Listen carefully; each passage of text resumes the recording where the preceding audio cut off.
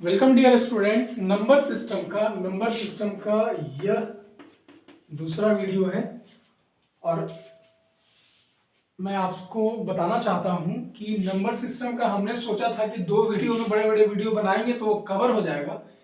इतना broad syllabus है और YouTube पे जो वीडियोस मैं देखता हूं जिसमें बताया हुआ नंबर सिस्टम का इतना कम बताया हुआ है, इतना कंफ्यूजन के साथ है कि आपको उससे कोई बेनिफिट भी नहीं होगा और लिंकिंग है ही नहीं।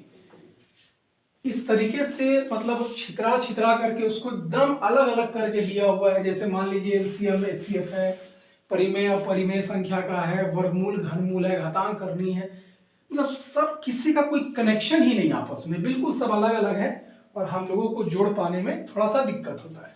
तो इसलिए हमने एक श्रृंखला बनाई कि सब एक दूसरे से जुड़ा हुआ, पहले किसको पढ़ेंगे कि दूसरे का आधार बनेगा, फिर उसके आधार पे अगले को, फिर उसके आधार पे मतलब नीचे का फाउंडेशन बनाएंगे, फिर ऊपर फिर ऊपर फिर ऊपर फिर टॉप पे। ठीक है, तो आशा करता हूं और आप लोगों का भरपूर समर्थन प्यार मिल रहा है, इसके लिए बहुत बहुत धन्यवाद, शुभकामनाएं।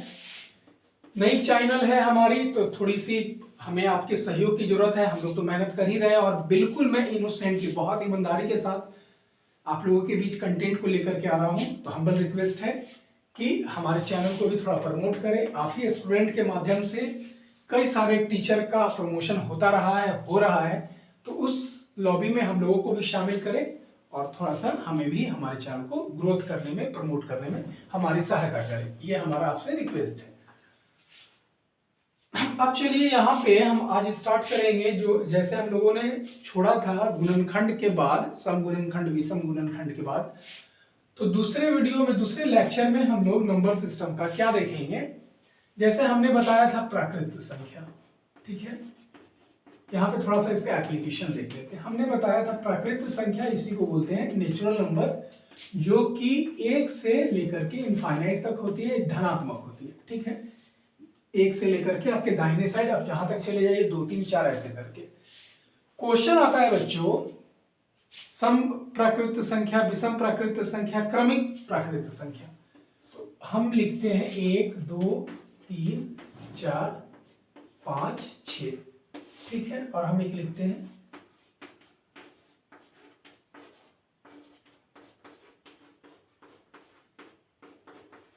ऐसा। ठीक है, दोनों में मेजर डिफरेंस क्या है? मेजर डिफरेंस ये है कि ये दोनों क्रमिक प्राकृत संख्या है, ये दोनों क्रमिक प्राकृत संख्या है, लेकिन 1 से यदि शुरू हुआ तो हम इसको बोलते हैं प्रथम, 1 से लेकर के ऐसा करके बोलते हैं प्रथम 3 क्रमिक प्राकृत संख्या, प्रथम 3 क्रमिक प्राकृत संख्या। तो ये तीनों प्रथम 5 क्रमिक प्राकृत संख्या, यानी 1 से लेकर के 1 2 3 4। क्रमिक का मतलब होता है 1 के बाद 1। ठीक है, अब ये संख्या क्या है? प्रथम नहीं है लेकिन क्रमिक है, क्योंकि 1 के बाद 1 है। पहली बात हो गई कि प्रथम प्राकृत संख्या, प्रथम 3 प्राकृत संख्या और क्रमिक 3 प्राकृत संख्या। क्लियर हो गया? प्रथम मतलब 1 से, क्रमिक का मतलब कहीं से भी लेकिन क्रम से 1 के बाद 1। जैसे 500 के बाद 501, 502, 503, तो वो क्रमिक हो गया। ठीक है, अब आता है क्रमिक सम और विषम। प्रथम 3 क्रमिक सम प्राकृत संख्या, प्रथम 3 क्रमिक सम प्राकृत संख्या। तो इसको यानी पहला सम प्राकृत संख्या है 2, अगला है क्रम से अगला प्राकृत संख्या 4 और 6। क्रमिक बोला प्रथम 3 क्रमिक, और बोल दे कि 3 क्रमिक सम प्राकृत संख्या, प्रथम नहीं बोले 3, तो कहीं से भी ये क्या हो गया? ठीक है, इसी तरीके से प्रथम 3 क्रमिक विषम प्राकृत संख्या, तो 1 3 5, और बोल दे कि क्रमिक 3 विषम प्राकृत संख्या, तो कहीं से भी। ठीक है, अब इसका सिनेरियो हम लोग समझते हैं कि जैसे हम लोग जानते हैं मैथमेटिक्स में दायां पक्ष और बायां पक्ष होता है, दोनों आपस में, दोनों का संख्यात्मक मान बराबर होता है। ठीक है, हालांकि हम आगे इसको भी पढ़ेंगे, ये भी बहुत इंपॉर्टेंट है। तो यहां पे linear equation with one variable, यानी एक चर के साथ एक इक्वेशन को, एक व्यंजक को हम लोग पढ़ते हैं। जैसे मान लीजिए कि x + 9 = 12 है, तो 9 में क्या जोड़ दे कि 12 मिल जाए, तो x का वैल्यू क्या आ जाता है 3। यानी अगर ये लीनियर इक्वेशन हो गया, एक वेरिएबल है, तो हम निश्चित रूप से x का वैल्यू निकाल सकते हैं। तो यहाँ पे प्रश्न आता है कि प्रथम 3 हम कहीं से ले लेते हैं, जैसे हम ले लेते हैं 9, 10 और 11, इसका योग कितना हो जाएगा 30। प्रश्न आ गया कि 3 क्रमिक, ध्यान दीजिएगा 3 क्रमिक, बच्चों बहुत ध्यान दीजिएगा, 3 क्रमिक प्राकृत संख्या। अब ये 3 कहां से लेगा, 5 भी ले सकता है, 7 भी ले सकता है, 4 भी ले सकता है, जितना इसकी मर्जी उतना ले सकता है, 3 या 4 जो भी बोले। हम छोटा उदाहरण से समझते हैं, 3 क्रमिक प्राकृत संख्या। सम विषम की बात है नहीं, प्रथम की बात है, प्रथम 3 नहीं, कहीं से भी ले लिया 3 क्रमिक। तो हम क्या देख रहे हैं कि क्रमिक प्राकृत संख्या को देखें, जैसे 1 2 3 क्रम में है, 4 5 6 क्रम में है, 99 100 101 क्रम में है, 97 98 99 क्रम में है। तो क्रमिक संख्या जैसे 97 का क्रमिक है क्या, अगला 98 यानी +1, और 98 का अगला है 99 यानी इसमें भी +1, या 97 में हमने 1 जोड़ा तो 98, और 98 में 1 जोड़ा तो 99। तो अगर हमने यहाँ 1 जोड़ा, इसमें 1 जोड़ा तो ये मिला, इसमें 1 जोड़ा तो ये मिला, अगर इसमें हम 2 जोड़ दें तो ये मिल जाएगा, राइट। तो आप लिख सकते हैं कि हम मानते हैं क्या, ये हालांकि बताने के लिए आप जानते हैं तो बहुत अच्छी बात है, नहीं जानते हैं तो सीखेंगे। मानते हैं कि पहला जो प्राकृत संख्या हम x लेते हैं, और दूसरा कैसे हमको मिला, जब हमने 1 जोड़ा, और तीसरा कैसे मिला, जब इसमें फिर 1 जोड़ा।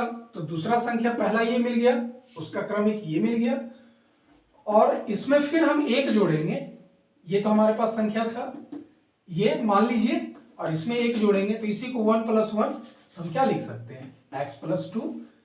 तो कहा कि 3 क्रमिक प्राकृत संख्याओं का योग कितना है, 30 है। तो बड़ी संख्या, छोटी संख्या, बीच वाली संख्या बताएं या तीनों संख्याएं बताएं। तो आप क्या कर सकते हैं, इसको x वेरिएबल को एक साथ 1 से 2 से 3 से, कितना से 3 से, और 1 और 2 3 = 30, 3x = 30 में से क्या होगा, 3 जाएगा, प्लस में था, और ये 3 इधर आएगा, गुना में था, इधर आकर के भागा में, 27 हो जाएगा बटा 3, ये आ जाएगा 9। तो पहला संख्या x मिल गया, x = 9। 9 में 1 जोड़ेंगे तो 10, और 9 में 9 यहाँ हो गया, 9 यहाँ, +1 10, 9 + 2 11। तो 3 क्रमिक प्राकृत संख्या आ गया, ठीक है। तो 2 4 जो भी टाइप के क्वेश्चन हो, ये आपका हो गया। अब क्वेश्चन आ सकता है कि वेरिएबल पे भी पूछ सकता है, तो आप इक्वेशन बना सकते हैं इसका। जैसे बोल दे कि x1 x2 x3 x4 ऐसे करके भी वो क्या कर सकता है, पूछ सकता है। तो उनका योग क्या होगा, मान लीजिए 4 क्रमिक संख्या है तो इसका योग क्या हो जाएगा। तो इसको मान लीजिए आप y मानिएगा, तो इसको क्या मानिएगा, y + 1 क्रमिक संख्या। इसको क्या, किसी एक को वेरिएबल में वेरिएबल मान लेते हैं, जैसे 1 2 3 4 को मान रहे थे, तो इसमें +2, और इसमें क्या मान लेंगे +3, जैसा भी y के जगह पे जो वहां पे n दिया हुआ हो, p दिया हुआ हो, ऐसा।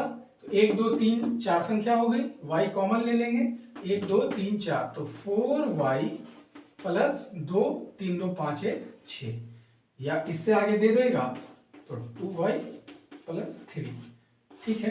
तो इस तरीके से भी अगर पूछेगा तो बता सकते हैं, वेरिएबल पे भी बता सकते हैं। अब आते हैं क्रमिक सम और विषम के लिए। तो क्या देख रहे हैं, जैसे हमने लिया 10, तो 10 में हमने 2 जोड़ा तो 12, तो ये भी सम और 26 भी सम, लेकिन 10 का 26 क्रमिक नहीं है, 10 का 12 तीनों सम है, लेकिन 10 का 12 ही क्रमिक है, क्योंकि 10 के बाद जो अगला सम आएगा वो 12 ही है, और 10 के बाद आने वाला सम भी 26 है, लेकिन अगला नहीं है, इसलिए इसको क्रमिक नहीं बोलेंगे। तो हम क्या देख रहे हैं कि 10 में 2 जोड़ रहे हैं तो 12, और फिर 12 में 2 जोड़ रहे हैं तो 14 अगला, तो इसमें हमने 2 जोड़ा तो ये 12 और इसमें फिर 2 जोड़ा तो 14, तो इसमें यदि हम 4 जोड़ देंगे तो ये आ जाएगा। ठीक इसी तरीके से मान लीजिए 13, 15, 17 विषम संख्या के लिए ले लेते हैं, तो +2 या +4 +2, तो ये संख्या आ जाएगी। तो यहां से प्रश्न हो गया, इनका योग हो गया 36। ठीक है कि तीन, ध्यान से सुनिएगा, तीन क्रमिक सम प्रकृत संख्याओं का योग 36 है। संख्याएं ज्ञात करें जैसा भी पूछे।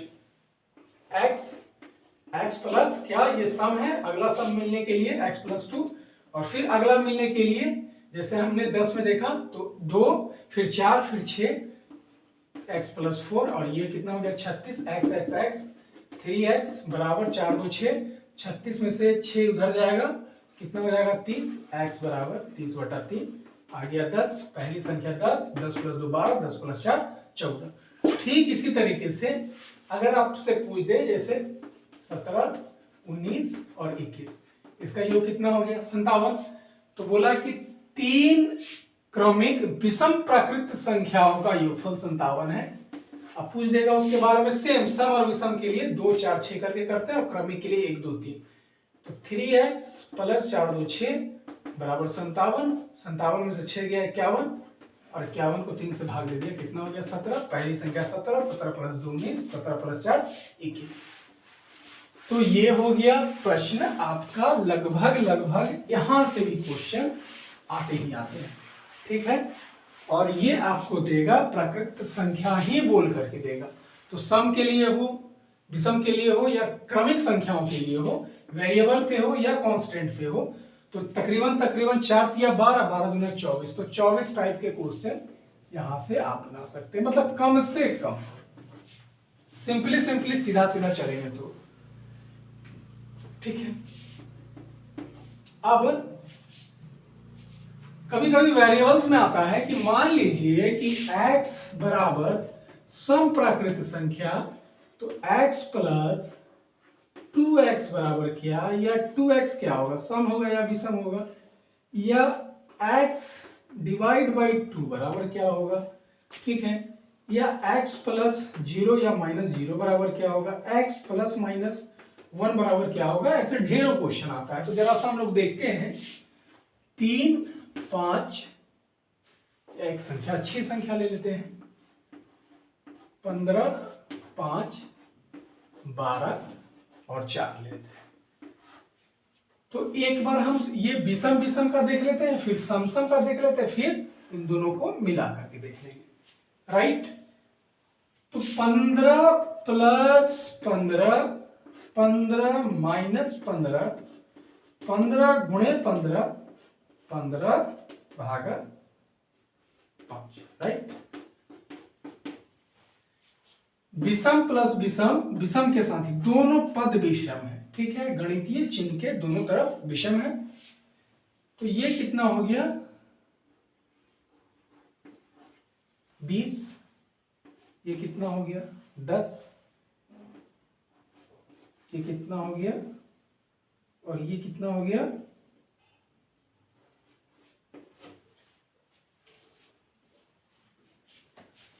3। तो इससे एक बात समझ में आ गया कि विषम प्लस विषम का विषम के साथ योग या अंतर हमेशा सम होगा, और विषम के बीच यदि गुणा और भाग की विधि करेंगे तो हमेशा विषम होगा। तो यदि x और y दोनों विषम संख्या है तो इसका योग क्या हो जाएगा, x + y दोनों विषम है तो योग क्या हो जाएगा सम, और इनका अंतर क्या हो जाएगा सम। और यदि x बड़ा है y से और x पूर्णतः विभाजित है y से, जैसे 15 पूर्णतः विभाजित था 5 से और 15 बड़ा था 5 से, तो बोल दिया कि x पूर्णतः विभाजित है y से और y से बड़ा है, तब दोनों विषम संख्या है, तो x और y से जो आंसर मिलेगा विषम, या x × y से जो आंसर मिलेगा वो भी विषम, ये ऑप्शन में रहेगा। तो वेरिएबल से इतने क्वेश्चन आ सकते हैं।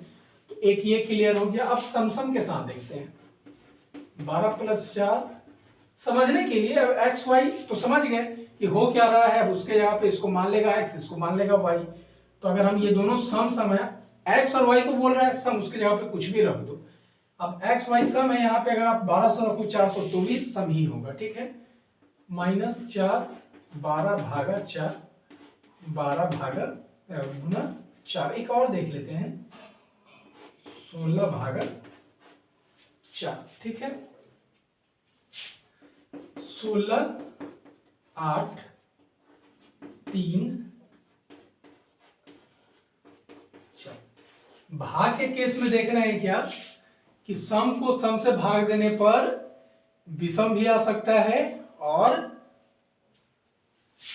सम भी आ सकता है, और बाकी सब क्या होगा, इनका गुना जोड़ घटाओ, सम गुने सम, सम घटाओ सम, या सम जोड़ सम, सम होगा। भाग देंगे सम में सम से तो वो सम भी हो सकता है और विषम भी, ठीक है। एग्जाम में कंफ्यूज नहीं करेंगे। और यदि अब हम सम विषम के साथ ले लें तो जैसे मान लीजिए 3 + 2 यानी सम को विषम के साथ जोड़े तो विषम होगा।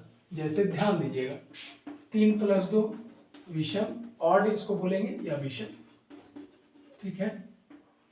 3 - 2 1 विषम, 3 × 2 6 क्या होगा सम, यानी विषम गुने सम सम होगा। ये विषम विषम हो गया। और अगर हम ले ले, मान लीजिए कि हम ले लेते हैं सम को डिवाइड करते हैं, जैसे 12 डिवाइड बाई 3, सम को विषम से डिवाइड करते हैं तो ये आ रहा है। किसी भी सम संख्या को यदि हम विषम से डिवाइड कर रहे हैं तो हर हालत में हमारे पास क्या आ रहा है, जैसे हम 3 से डिवाइड करेंगे तो हमें क्या मिल जाएगा, सम मिल जाएगा। तो ये आपको एग्जाम में इन बातों का ख्याल रखना, ध्यान रखना है। अब दे दिया यहाँ पे कि x बराबर सम है, x बराबर सम संख्या, तो x + 1 बराबर क्या हो जाएगा, तो सम में आप जोड़ दीजिएगा विषम। जैसे कि अगर ये 10 होता है, एक जोड़ देते तो 11 आ जाता, तो क्या 11 क्या है विषम, यानी सम में विषम जोड़ दीजिए, या 10 में से 1 घटा लेते तो 9 आ जाता। मान लेते हैं कि x का वैल्यू 10 हो, तब 12 भी हो तो भी क्या आएगा, विषम ही आएगा।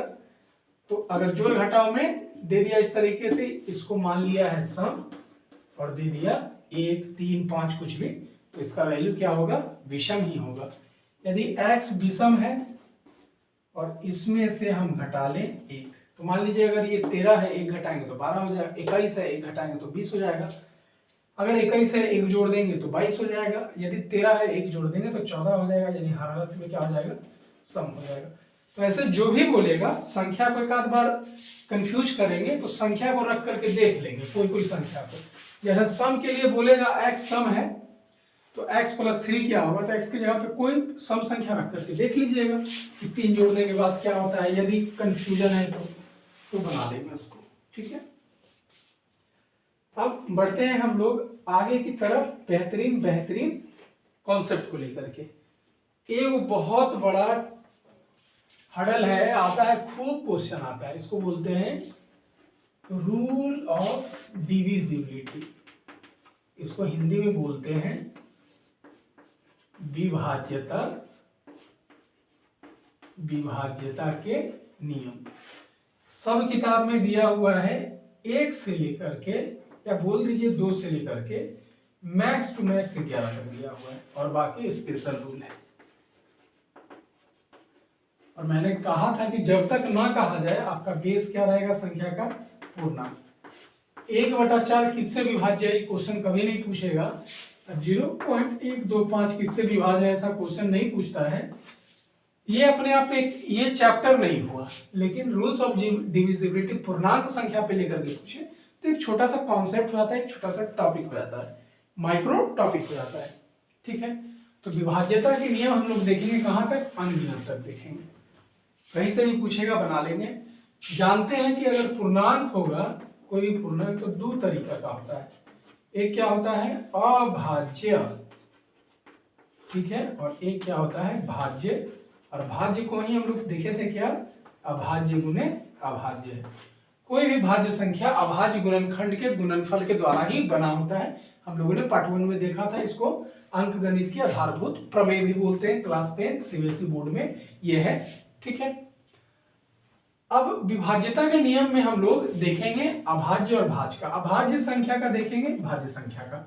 तो अभाज्य संख्या में 2, 3, 5 और 11, 2, 3, 5 और 11 इतना ही संख्या का परफेक्ट रूल है। और बाकी जितने हैं जैसे 7, 13, 19, 17, 23, 29, 31, 37, 41, 43 जितने अभाज्य संख्या है उसका नो रूल। तो वहां से क्वेश्चन आते भी नहीं है। जैसे आपसे आएगा 52 से कटने का नियम, 26 से कटने का नियम, तो ये 13 गुने 4 है और ये 13 गुने 2 है। 2 का जानते हैं, 4 का जानते हैं और संख्या 13 से डिवाइड हो गया तो इससे भी हो जाएगा। तो इसको हम लोग सीखने का प्रयास करते हैं, बहुत ही आसान है। तो चलिए आ जाइए। 2, 4, 8, 16, 32 इस तरीके का संख्या हो, यानी 2 के पावर में हो। पावर 1 है, ये 2 का पावर 2 है, ये 2 का पावर 3 है, 2 का पावर 4 है, 2 का पावर 5। ठीक है, 2 गुने 2 गुने 2, 5 बार गुना करेंगे 32 आएगा। इकाई अंक 0, 2, 4, 6, 8 हो, यानी इकाई अंक सम हो या 2 के टेबल में हो या 0, 2, 4, 6, 8 हो। इकाई अंक सिर्फ 1 हो और यहाँ पे इकाई दहाई 4 से विभाज्य हो। 4 से विभाज्य मतलब ऐसा नहीं कि 2 गो सम संख्या हो। 22 सम संख्या है लेकिन 4 से नहीं कटेगा। इकाई और दहाई का अंक 4 से विभाज्य का मतलब 0, 4 हो, 12 हो, 16 हो, 28 हो ऐसा, या 2 गो लड्डू हो, 2 गो 0 हो तो कट जाएगा। कोई भी संख्या लिख करके जैसे 399 हमने लिखा और 2 गो 0 डाल दिया, ये 4 से कट गया। ठीक है, 8 से कटने के लिए इकाई को वंश बोलते हैं, दहाई वंश टेंस 100, इकाई दहाई सैकड़ा का अंक 8 से क्या हो, विभाज्य हो या 3 0 हो। ठीक इसी तरीके से 1, 2, 3, 4 इकाई दहाई सैकड़ा 1000 16 से विभाज्य हो या 4 0 हो।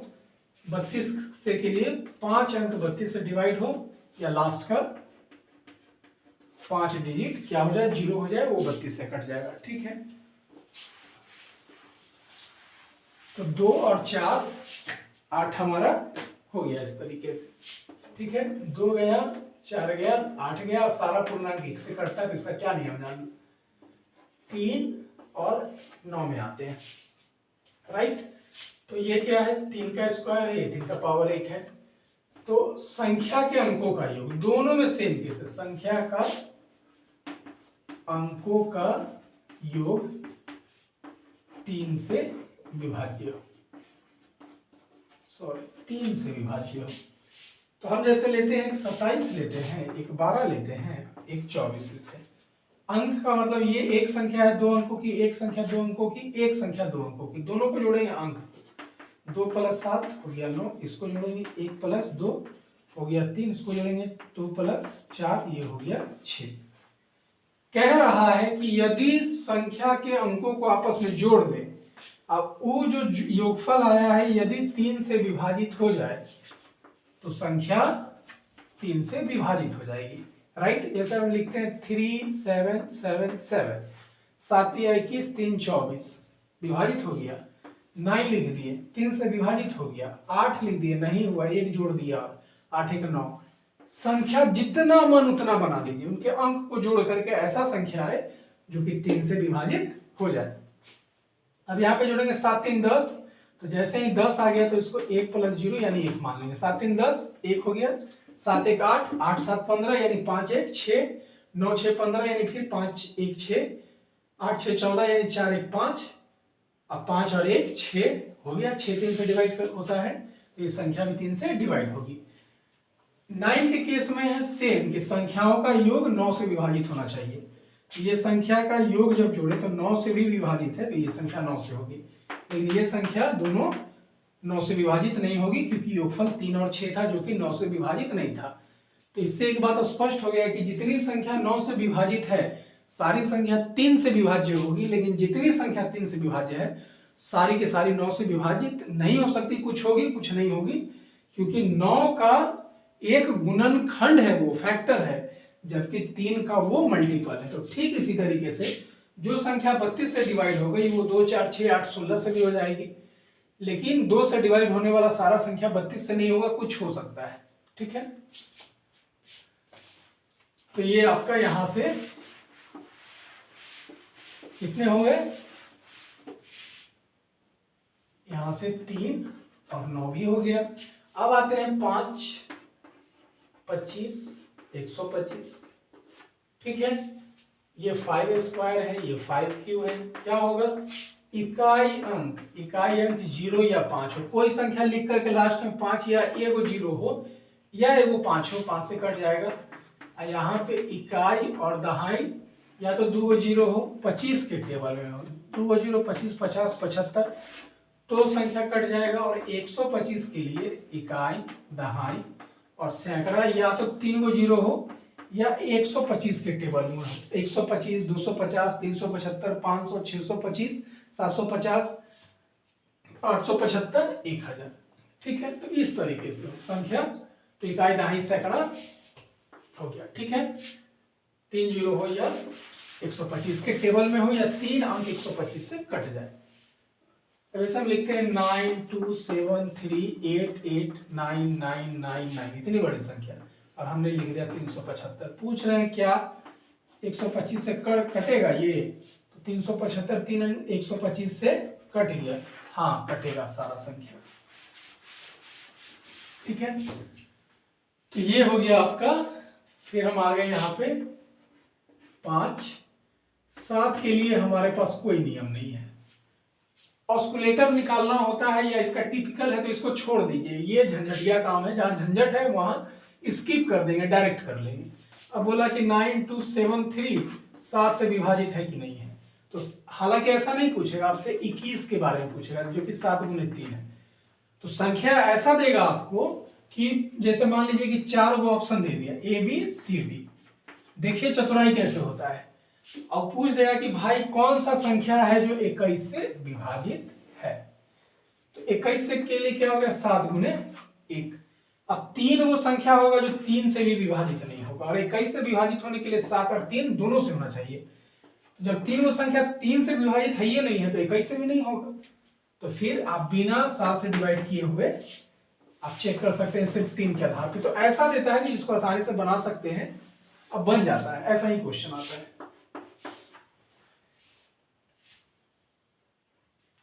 अब हम लोग देखते हैं बच्चों, 9 तक का हो गया। 10 के लिए क्या है, 10 के लिए, 100 के लिए, 1000 के लिए बड़ा सिंपल, 1 0 हो तो 10 से, 2 0 हो जाए 100 से, और 3 0 हो जाए तो 1000 से। So simple. 11 से कटने का नियम, तो हम देखते हैं क्या, जैसे हम लिखते हैं 2 4 6 8,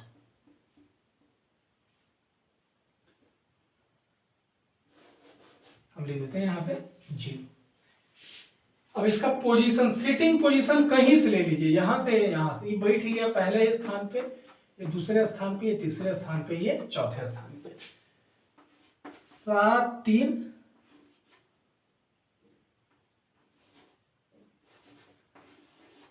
ठीक है। अब इस तरीके से हम संख्या को ले लिए, ये 4 संख्या, ये 4 संख्या। तो कहता है 11 से कटने का नियम कि संख्या जो है उसके सम स्थान पे जो अंक है, सम स्थान पे, तो सम, ये संख्या सम है या संख्या विषम है। चलिए हम इसको यहाँ पे 3 लिख देते हैं, यहाँ पे 2 लिख देते हैं। ये संख्या सम हो विषम हो, इसमें सारा अंक विषम हो, उससे कोई मतलब नहीं है। इसका सेटिंग पोजीशन देखना है कि कौन अंक सम स्थान पे है। तो 4 और 8 सम संख्या है, 0 और 2 भी सम संख्या है, लेकिन 4 और 8 कहाँ पे बैठा हुआ, कहीं से भी। अगर हम 1 2 3 4 से भी करेंगे तो हम इसका पोजीशन देख लेंगे। आप इधर से जोड़ लीजिए, उधर से जोड़ लीजिए, कहीं से भी जोड़ लीजिए। तो इधर से ही नंबरिंग करके, तो जो संख्या सम स्थान पे बैठा हुआ है, तो सम स्थान, तो दूसरा चौथा पर बैठा हुआ है 4 + 8। तो बोला कि सम स्थान पे जो अंक है उसको जोड़ लीजिए, और जो विषम स्थान पे अंक है 0 2 + 0 उसको जोड़ लीजिए। सम स्थान वाले अंक विषम स्थान वाले अंक को जोड़ लीजिए, या इसको 1 मान लीजिए तब बन जाए। ठीक है, तो 8 4 12, 1 प्लस 0 कितना हो गया, 1 घटा लेंगे 11। तो कहता है 11 का नियम कि संख्या के अंकों में जो अंक सम स्थान पे बैठे हुए हैं उनको जोड़ लीजिए, जो विषम स्थान पे बैठे हुए हैं उनको जोड़ लीजिए, और दोनों को योग करके घटा लीजिए। या तो 11 आ जाए या 0 आ जाए या 11 से कटने वाला संख्या आ जाए, जैसे 22 33 ऐसा कुछ, तो वो संख्या 11 से डिवाइड होगी। हम यहाँ देखते हैं 9 7 16, 3 2 5 गया, कितना बच गया, 16 से 5 गया 11, ये भी संख्या 11 से कट जाएगा। हम देखते हैं 7 0 9, 9 7 16,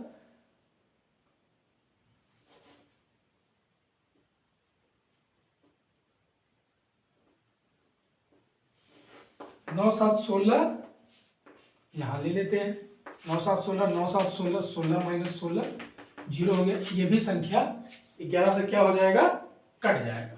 ठीक है, तो यहां तक था हमारा नियम, शायद ज्यादा ही बता दिए हैं।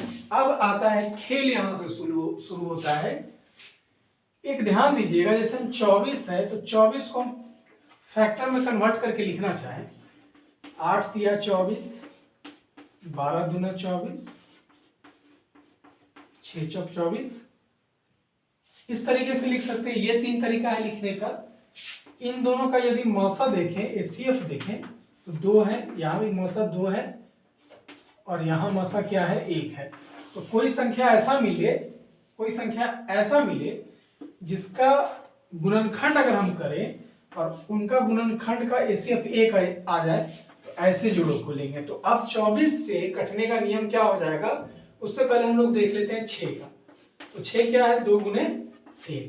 तो जो संख्या 2 से कट गई और जो संख्या 3 से कट गई, यानी वैसा संख्या जिसका इकाई अंक 0 2 4 6 8 हो और अंकों का योग 3 से विभाजित हो और दोनों 2 से भी कट जाए 3 से भी, तो 6 से कट जाएगा। ठीक है, आते हैं 15 से। 15 का क्या है, 5 गुने 3, दोनों का नियम 4 गुने 3, 4 तिया 12, 2 गो अंक सम हो या 4 से कटे, योग 3 से कट जाए, 12 से हो गया। 24, 8 गुने 3, योगफल अंकों का 3 से और लास्ट का 3 अंक 8 से कट जाए, 24 का हो गया। मान लीजिए हमको करना है 36 का निकालना है, तो 18 गुना 36, 6 गुने 6 36, 12 तिया 36 और 9 गुने 4 36, दोनों का नियम लगा दीजिए तो 36 का हो गया। 72, बहुत सारा 2 को गुना करके बनाएंगे, 9 8 72, 12 6 72, 24 तिया 72, 36 गुना 72, 18 गुने 4 72।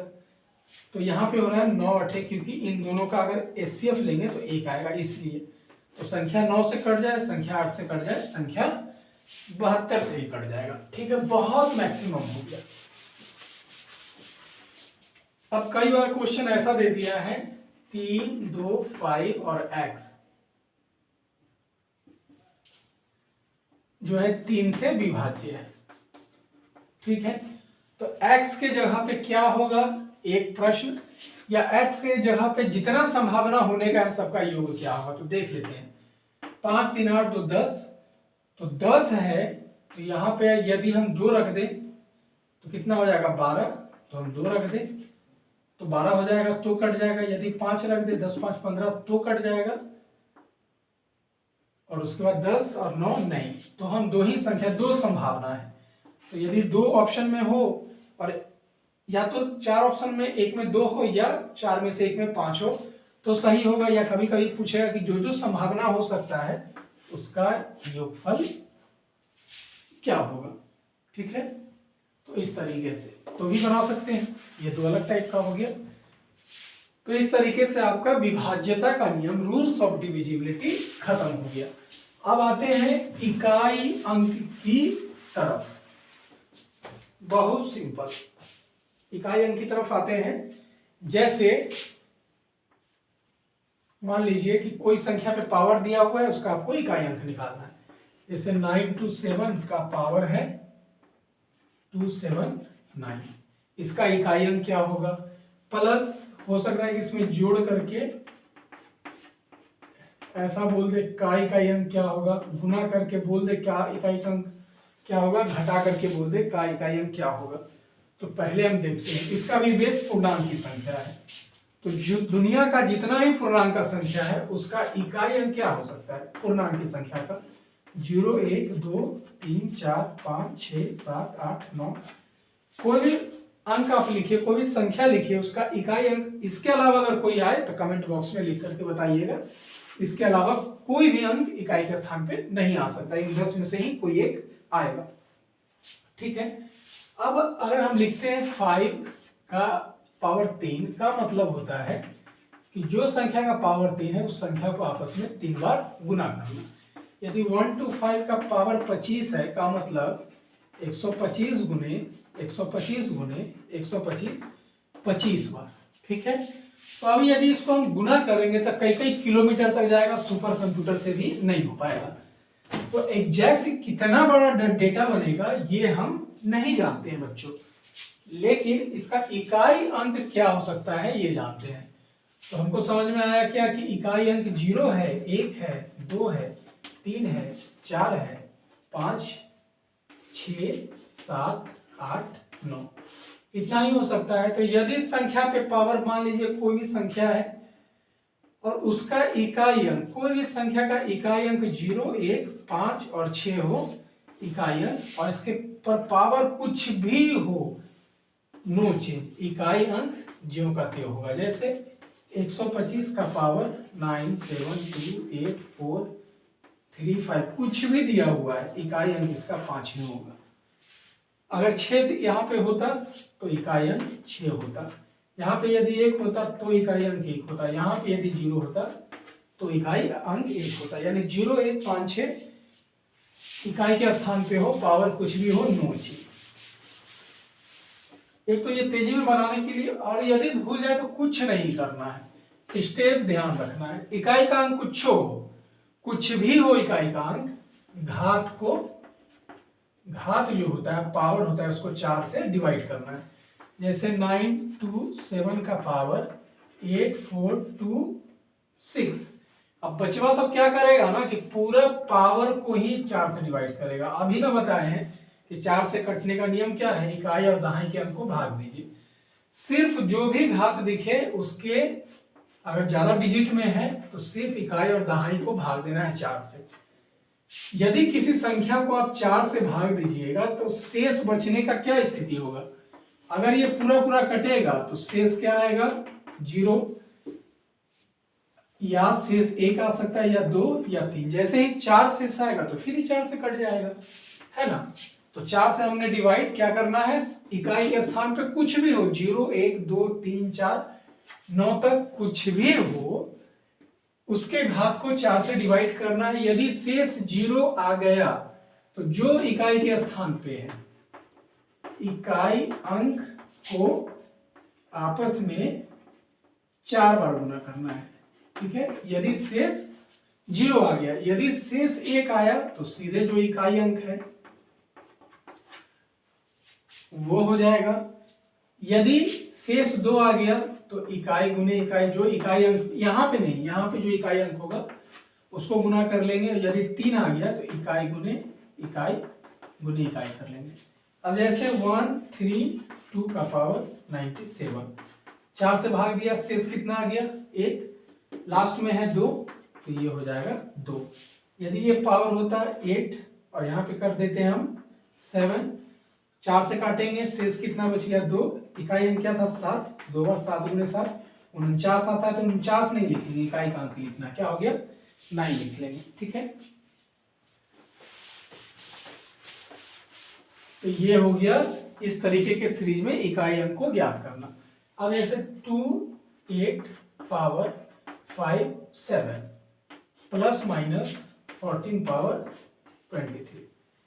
तो 8 का पावर है तो दोनों पावर को 4 से डिवाइड करेंगे, शेष कितना बच गया, 56 कट गया, और यहाँ पे 4 से डिवाइड करेंगे 20 कट गया, शेष बचा 3, यानी 4 गुने 4 गुने 4, 4 चौका 16 64, इकाई अंक 4 हो गया, और यहाँ पे 4 से डिवाइड किया 8। ठीक है, तो अब ये जो संख्या बनेगा, यदि एक्चुअल में इसका मूल्य निकालेंगे तो इकाई अंक पे क्या आएगा 8। तो अब जैसे 9 2 प्लस 1 2 5 करना है, तो आप क्या करते हैं, इकाई के सामने इकाई को और दहाई के सामने दहाई को रख करके जोड़ते हैं। तो ऐसा ही जब इसको हम लोग अरेंज करेंगे तो इकाई अंक 8 आएगा और ये वाला संख्या इससे छोटी होगी, ये संख्या मान लीजिए यहाँ तक आया, ये इससे छोटी होगी 4 यहाँ पे आएगा। तब जोड़ने के लिए बोलेगा 8 4 12, तो इकाई अंक 2, घटाने के लिए बोलेगा 8 में से 4 जाएगा तो 2, और गुना करने के लिए यदि साइन बोले एक 8 है एक 4 है तो 8 चौक 32, इकाई को यदि गुना होता तो 8 गुने 4 करेंगे ना, तो 32 का 2 आता, हाथ में 3 होता, तो इकाई अंक 2। तो कुछ भी पूछे आप उसको राम जी की बड़ी कृपा होगी आप बना देंगे, ठीक है। अब नेक्स्ट देखते हैं, हाँ, नंबर ऑफ जीरोस, और एक सीरीज भी देख लेते हैं, जैसे 1 गुने 2 गुने 3 डॉट डॉट 99 या 999 या 998 तक एक सीरीज हो सकता है 2 गुने 4 गुने 6 गुने डॉट डॉट 998, एक सीरीज हो सकता है 1 गुने 3 गुने 5 गुने डॉट डॉट डॉट, ऐसा भी हो सकता है 121 गुने 123 गुने 125 गुने डॉट डॉट डॉट 995, ऐसा भी हो सकता है 992 गुने 994 गुने 996 गुने डॉट डॉट डॉट 9998 तक सबका इकाई अंक निकालना है, या ऐसा भी हो सकता है 131 गुने 132 गुने 133 गुने डॉट डॉट डॉट इकाई अंक बताना है, ठीक है। तो कभी भी याद रखिएगा, यदि लगातार सीरीज है और उसमें कोई भी एक सम संख्या और गुना में है, एक सम संख्या और 5 का कोई भी नंबर्स आ गया, 25 5 कुछ भी, तो इकाई अंक हमेशा 0 होगा। तो यहाँ क्या है, 3 के बाद 4, 4 के बाद 5, तो 5 आ गया, तो जैसे हम करेंगे 1 गुने 2 2, 2 को 3 से 3 दूना 6, 6 को 4 से 24, 24 को हमने 5 से किया 120, 120 को 5 से किया 720, यानी 0 की श्रृंखला स्टार्ट हो गई। तो लगातार की संख्या हो और सम विषम में सम आ जाए और विषम में सिर्फ एक 5 आ जाए तो 0 होगा, सम का लगातार श्रृंखला हो तो भी इकाई का अंक 0 होगा, विषम का श्रृंखला हो यानी सम गुने 5 इकाई अंक 0 और विषम गुने 5 हो तो इकाई अंक 5 होगा, ठीक है। तो यहाँ पे क्या हो जाएगा 5। अब ये क्रमिक संख्या है तो इसमें भी 5 आएगा, जैसे 123 24 125 आएगा, एक 5 वाला आ गया तो 0 हो जाएगा, 92 94 सम संख्या का है तो 0 हो जाएगा, और ये कहीं से भी क्रमिक संख्या है 32 33 34 35 5 वाला आएगा तो क्या हो जाएगा 0 हो जाएगा, ठीक है। तो ये भी क्वेश्चन आता है, ये भी आपका हो गया।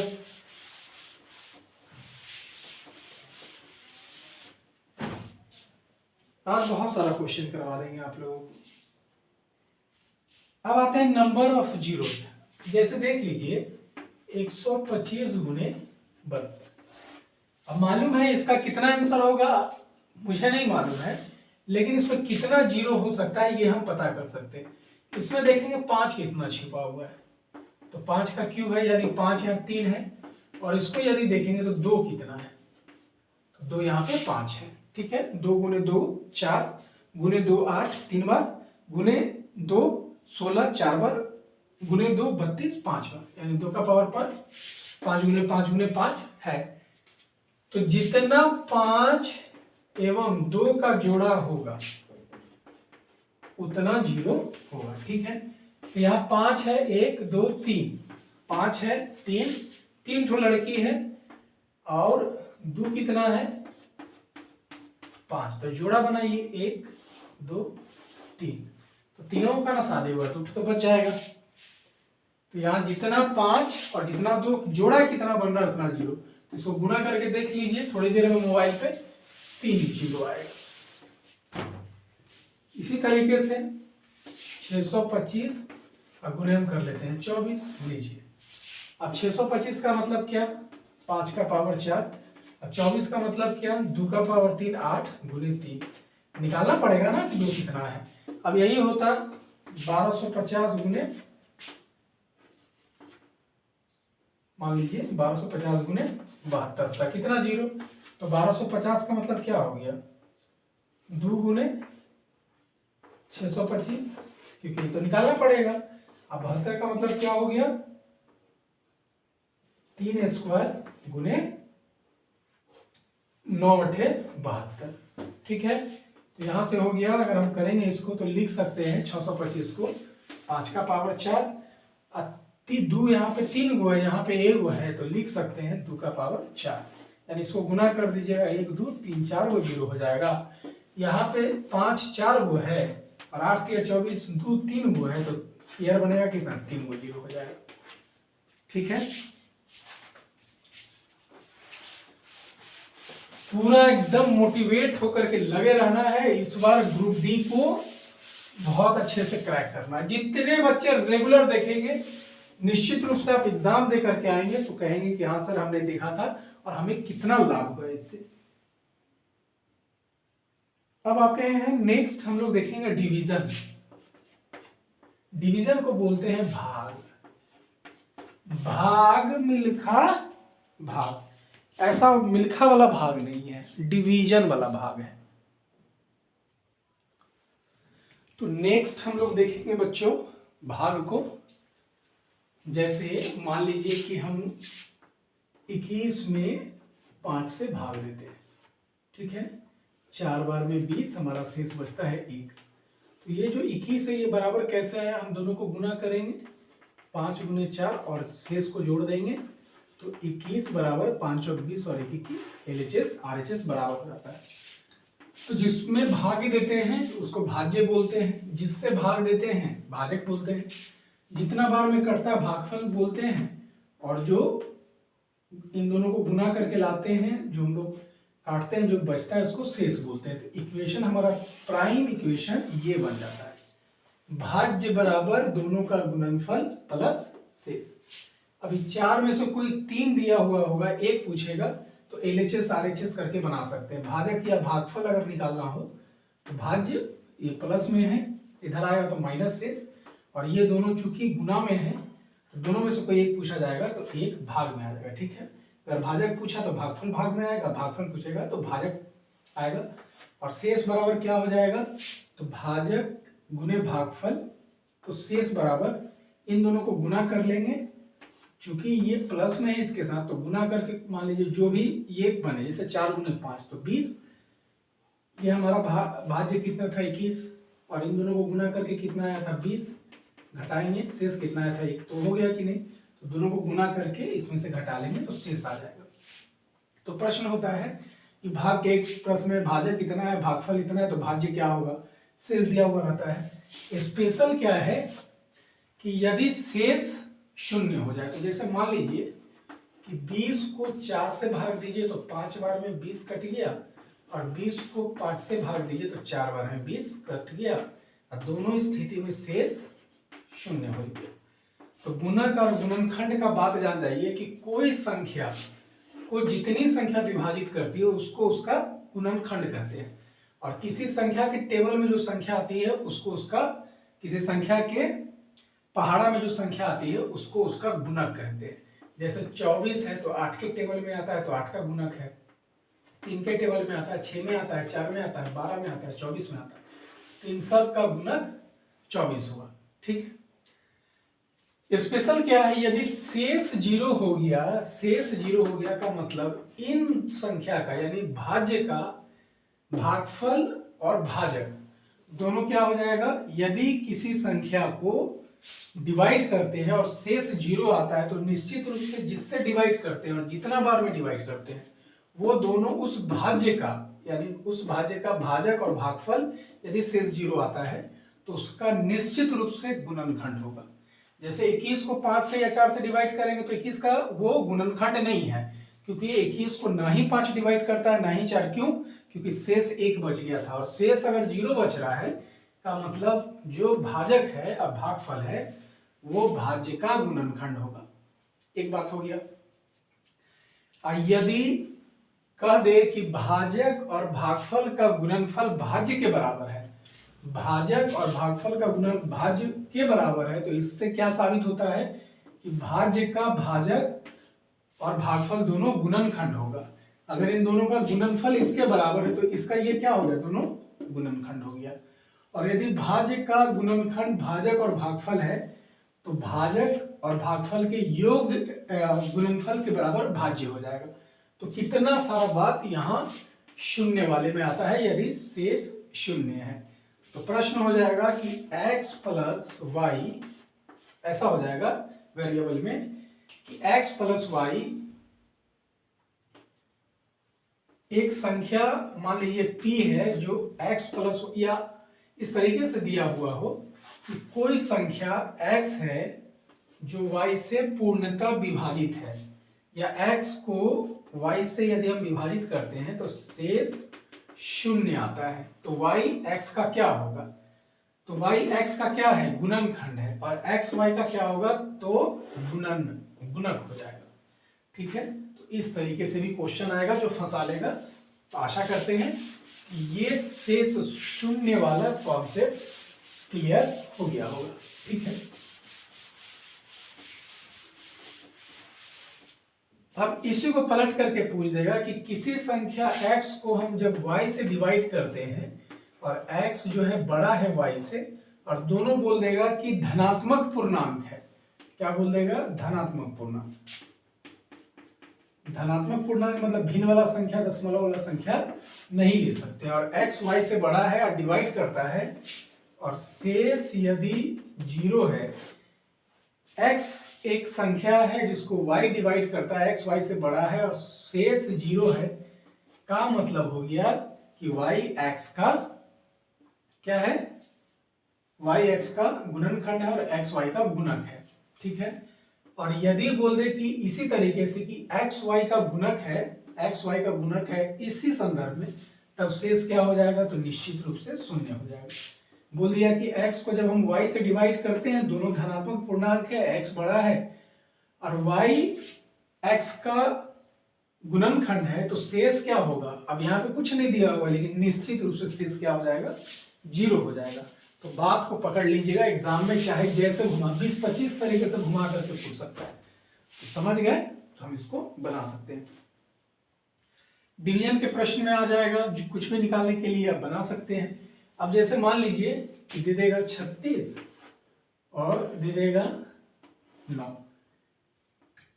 4 36 कट गया। तो प्रश्न ऐसा दे दिया कि भाग के एक प्रश्न में भाज्य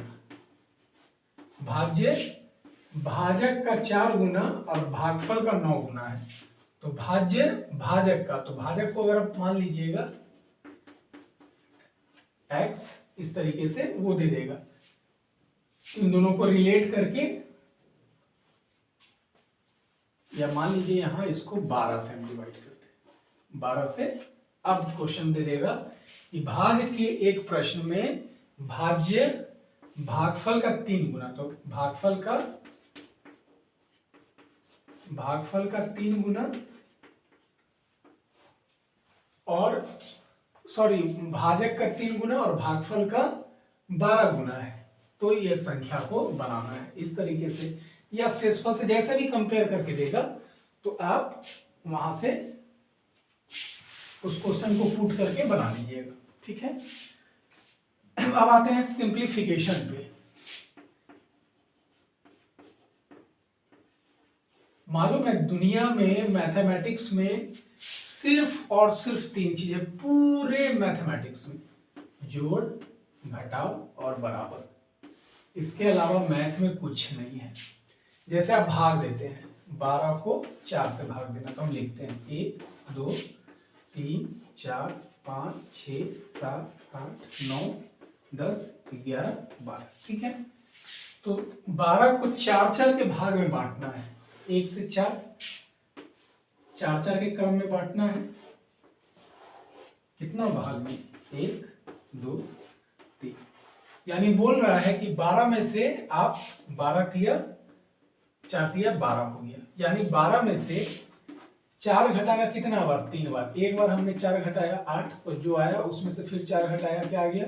4। जो आया फिर उसमें से 4 घटाया, क्या आ गया? 0। तो 1 2 3 स्टेप में क्या आ गया? 0 आ गया कि नहीं? तो आप कह सकते हैं कि भागा जो है वो संक्षिप्त रूप है घटाव। ये आप जानते हैं 8 × 5 = 40।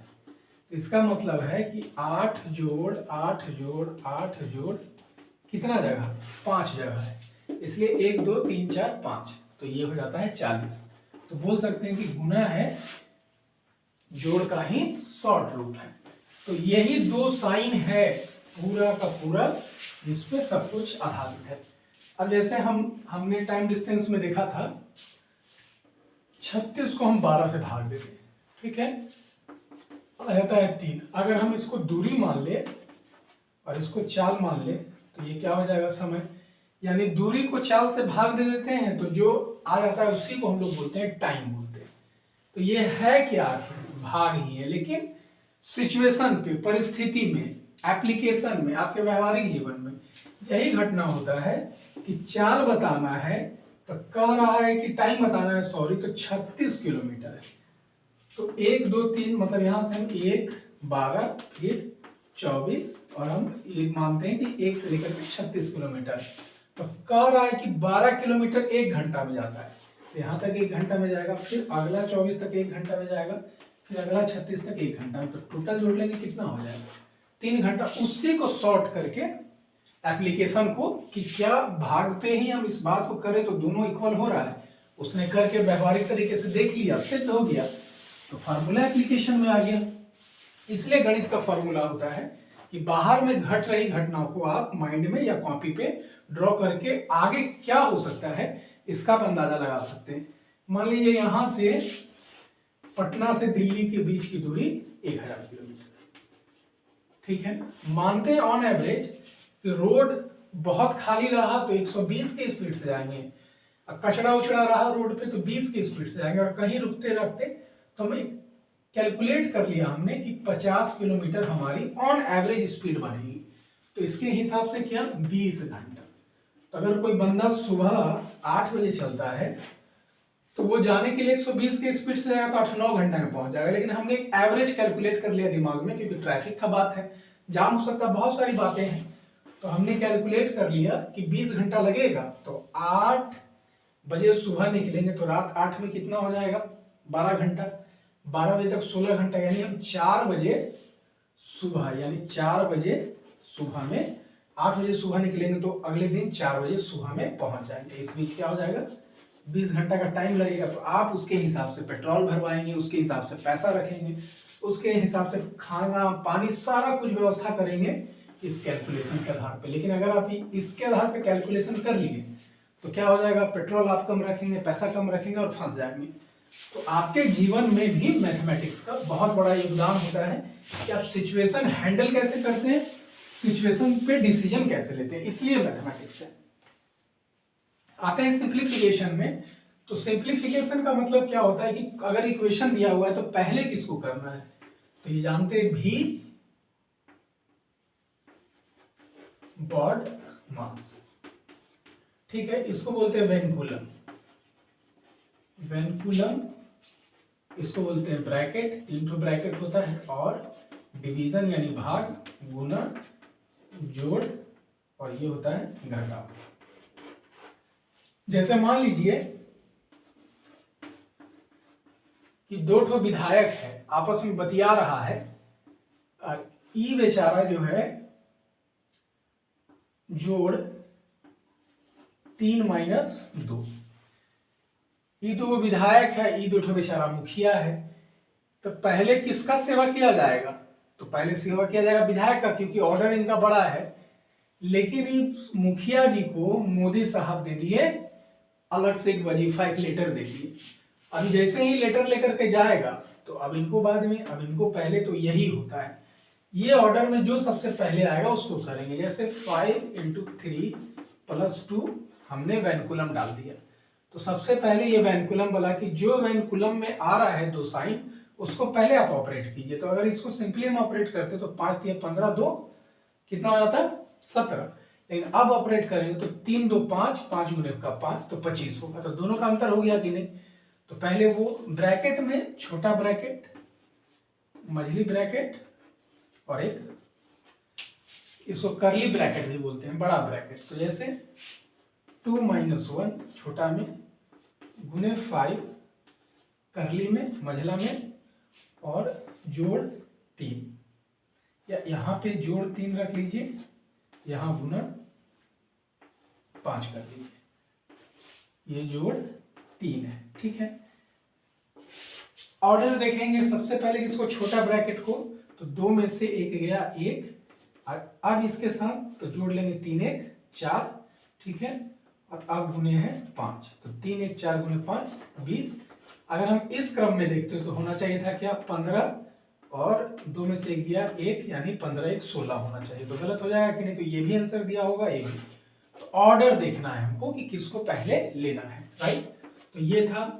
उसके बाद अगर हो 5 गुने 3 का 10 ऐसे, और तो क्या करेंगे, पहले इन दोनों को का मतलब ही बोलते हैं और या ऑफ बोलते हैं, और इसका मतलब होता है गुना का साइन में का को बदल लेते हैं। जैसे बोलते हैं ना 50 का 20%, तो का को आप किस में बदलते हैं, 50 गुने 20%, ऐसा करते हैं, तो का मतलब गुना होता है, राइट।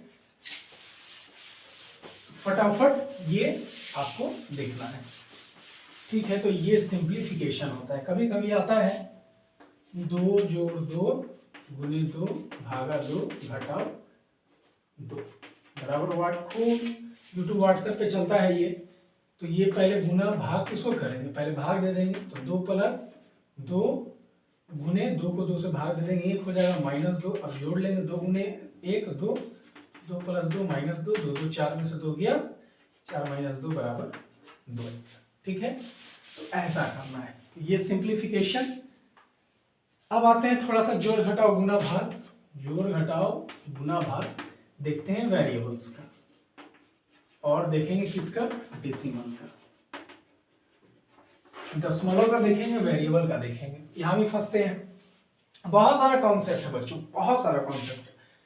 ये जो पार्ट 1 पार्ट 2 और जितना नंबर सिस्टम का आएगा वीडियो, जहां तक आएगा उस सबको आप कई बार देख लीजिए। हमारा रिक्वेस्ट, हम्बल रिक्वेस्ट है। कितना आपको बेनिफिट करेगा इसका अंदाजा आपको एग्जाम के बाद लगेगा। तो वेरिएबल और डेसिमल का देखेंगे। तो मान लीजिए 356 जोड़ 12 जोड़ 928 प्लस 3 आपको जोड़ना है। तो आप क्या करते हैं, आप इकाई वाले को इकाई के सामने रखते हैं। जैसे हम यहाँ पे लिखे तो 192, उसका 3 अंक वाला 356, उसके बाद 12, उसके बाद 3। तो आप क्या करते हैं, इकाई वाले को इकाई के साथ रख करके जोड़ते हैं। ऐसा नहीं ना करते हैं कि 356 और फिर 12 यहाँ रख दिए, 8 यहाँ रख दिए, ऐसे करके, तो ये गलत हो जाएगा। इकाई को इकाई के सामने से, इकाई इकाई इकाई सामने, दहाई दहाई दहाई सामने, सैकड़ा सैकड़ा सामने, फिर ये हजारों, जैसा हमने किया, ठीक है। ठीक इसी तरीके से डेसिमल में फंसते कहाँ है, जैसे 0.125 प्लस 1.35 प्लस 25 प्लस 0.0003 फंस जाते हैं। इसमें क्या करना है, दशमलव आपको रखना है। कितना है, 4 डिजिट है, दशमलव हमने रखा 125, ऐसे लिखेंगे। दशमलव रखेंगे, एक दशमलव के पहले हमने रखा, और ये संख्या को यहाँ से नहीं मिलाएंगे, यहाँ से मिलाते चले। जैसे कि हम लोग पूर्ण वाले में अपने राइट से लेफ्ट मिलाते हैं, यहाँ लेफ्ट से राइट मिलाना है। 35, उसके बाद क्या है 25, तो 5 2, दशमलव यहाँ कुछ नहीं है, 0 0, यहाँ 0 0 बराबर कर दीजिए सबको। यहाँ पे क्या है 0.0003, जहाँ पे कुछ नहीं है पॉइंट के आगे 0 कर लीजिए। अब आप दशमलव के बाद 4, तो सबको 0 डाल करके बराबर कर लीजिए। 3 5 5 2 7, 3 1 4 दशमलव 5 1 6 2, तो 26.4753 ये हो जाएगा। तो ये हो गया एक तरीका जोड़ का। भाग देने गुना करने में जैसे 1.25 गुने आपको करना, मान लीजिए 0.8 करना है। दशमलव के बाद कितना डिजिट 2, दशमलव के बाद कितना डिजिट 1। इसी को और देख लेते हैं, 1.25 गुने 0.008, ठीक है। 1.25 इंटू 0.008। तो दोनों में क्या है, सिंपली आप इसको बिना दशमलव मानते हुए, गुना में बिना दशमलव मानते हुए क्या कर लेंगे, इसको गुना कर लीजिए। तो 125 गुने 8 1000 होता है, ठीक। अब यहाँ पे दशमलव का 2 अंक, यहाँ पे 3 अंक, तो टोटल 1 2 3, 3 अंक के बाद शून्य होगा, तो ये 1 के बराबर हो गया। यहाँ गुना करेंगे तो भी हमारा 1000 होगा, 2 अंक और 3 अंक, 5 अंक, 1 2 3 4 5, यानी इसका आंसर हो जाएगा 0.01। दशमलव के बाद कोई अंक के बाद जीरो लगाइए, उसका कोई वैल्यू नहीं, तो ये आंसर हो जाएगा। ठीक है,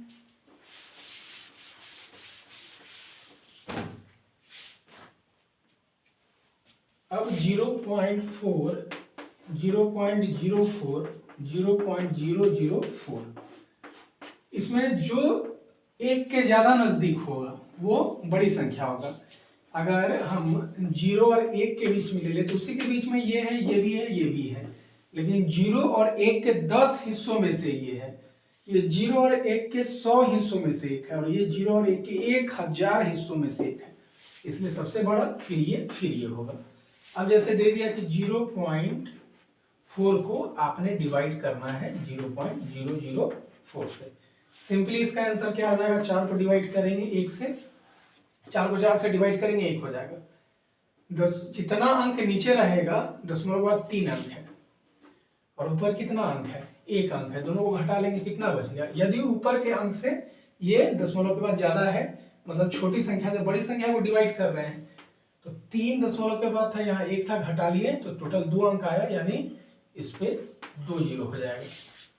ठीक है, इस तरीके से। और यदि 0.004 को 0.4 से भाग देंगे तो सिंपली हमारे पास 1 होगा, लेकिन अब ये छोटी अंक हो गई, ये बड़ी हो गई, तो यहाँ भी क्या करेंगे, 3 में से 1 को घटाएंगे तो 2, इसके पहले 2 जीरो हो जाएगा। ठीक है, तो 0.001 होगा, यहाँ पे 100 होगा।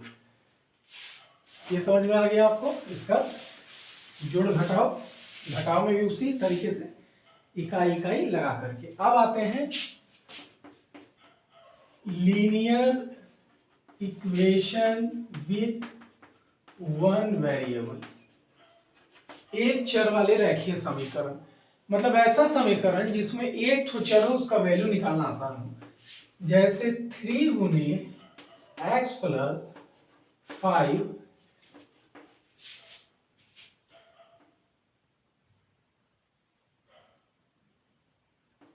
बराबर 36, तो x इक्वल टू क्या, मतलब ऐसा इक्वेशन कोई हो जोड़ घटा होगा जिसमें सिर्फ एक वेरिएबल देखिए, वो वेरिएबल 1/x हो जाए, x स्क्वायर हो जाए, रूट अंडर x हो जाए, जैसे रूट अंडर x बराबर 64, then x equal to what. ठीक है, तो x इक्वल टू क्या हो जाएगा, स्क्वायर इधर से जाएगा तो रूट बनाएगा, x का वैल्यू 8 हो जाएगा। ठीक है, तो ऐसा इक्वेशन हो जिसमें एक वेरिएबल हो, उसी को बोलते हैं एक चर वाले रैखिक समीकरण। तो इसमें एक इक्वेशन से इसका वैल्यू निकाल सकते हैं आप, सब दिया हुआ, एक नहीं दिया हुआ है, तो क्या हो जाएगा, यहाँ पे गुना में इधर जाकर के भाग बनाएगा तो x प्लस 5 बराबर 36/3 हो गया 12, और x बराबर 12 माइनस प्लस 5 इधर जाकर के तो हो गया वैल्यू 7। अब यहाँ पे 7 रख दीजिए, 7 5 12, 12 3 36 बराबर 36, LHS RHS प्रूफ हो जाएगा। तो इसी को हम लोग बोलते हैं एक चर वाले रैखिक समीकरण। अब इसी में क्वेश्चन आता है कि 2 अंकों की सबसे बड़ी अभाज्य संख्या में किस संख्या का वर्ग जोड़े कि प्राप्त संख्या 12 के वर्ग के बराबर हो जाए। 2 अंकों की सबसे बड़ी अभाज्य संख्या में क्या जोड़े कि प्राप्त संख्या 12 के वर्ग के बराबर यानी 144 के बराबर प्राप्त हो जाए। शब्द को हमने इक्वेशन में कन्वर्ट कर लिया और यहां से x का वैल्यू आ जाएगा 144, यानी 44 3 x equal to 144 minus 97 is equal to कितना हो जाएगा, 44 3 47। ठीक है, तो इसको बोलते हैं इक्वेशन बनाना, एकदम हल्का हल्का आप लोग सीखें। 5 का तृतीय गुणन या बोल सकते हैं 8 के 9वें गुणक का आधा, ऐसे क्वेश्चन आता है, खूब आता है क्वेश्चन ग्रुप डी में। 8 के 9वें गुणक का आधा के तिगुनी का चौथाई क्या होगा। तो 8 का 9वां गुणक का आधा का 3 गुना का चौथाई बराबर 1। 9 अठे 72, 72/2 36, तो 36 गुने 3 गुने 1/4, 4 से हमने काट दिया, कितना बार हो जाएगा 9, 9 तिया 17। ठीक है, तो ये होता है लीनियर इक्वेशन का, बहुत आसान होता है, शब्द को इक्वेशन में बनाना ही लीनियर इक्वेशन हम लोग कहते हैं। अब आते हैं LHS RHS, ये बड़ा महत्वपूर्ण चीज है, LHS RHS। इसका मतलब होता है कि अगर हम जैसे 5 गुने 7, तो ये कई तरीके से बराबर हो सकता है। एक तो 7 गुने 5 से बराबर हो सकता है, या 7 बचे 35 हो सकता है, या आप बोल सकते हैं कि 105/3 के बराबर हो सकता है, या बोल सकते हैं कि 40 माइनस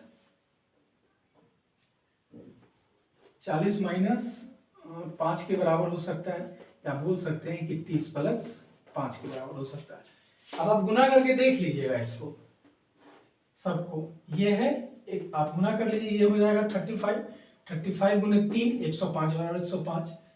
इसको आप देख लीजिएगा, यदि यहाँ पे 35 आ रहा है तो 40 आप इधर ले जाइएगा तो ये क्या आ जाएगा -5 इधर आकर के 40 बराबर 40 हो जाएगा।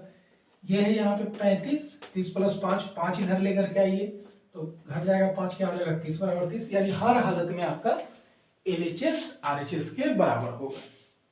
ठीक है,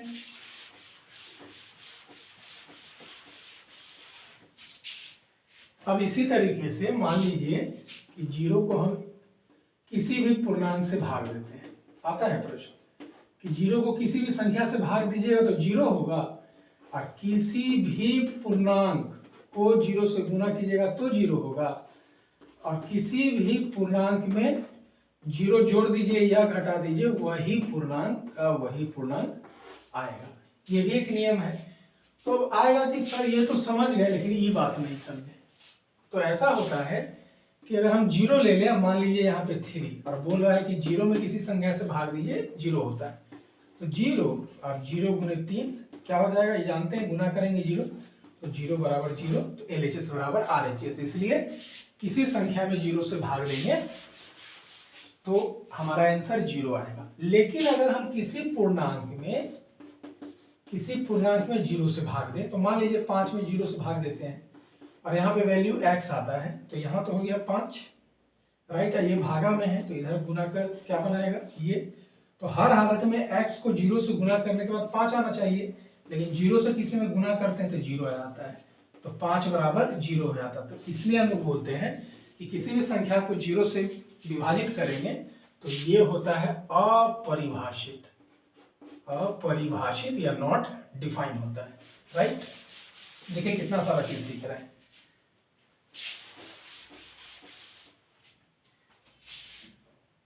तो यही आपका LHS RHS होता है, जो हर चीज को कसौटी पे कसता है, उसके आधार पे ही हम लोग चीजों को बनाते हैं। एक आता है, हम अपने बच्चों को लाइव क्लास में बताते हैं, फॉर्मूला मेकिंग। एक फंडामेंटल सूत्र को याद कर लीजिए और उससे बना लीजिए। जैसे हम लिखते हैं, जैसे मान लीजिए SI साधारण ब्याज बराबर होता है मूलधन गुने समय गुने दर बटा में 100, और मिश्र धन बराबर हो जाता है मूलधन प्लस ब्याज, और आय बराबर हो जाता है खर्च प्लस बचत।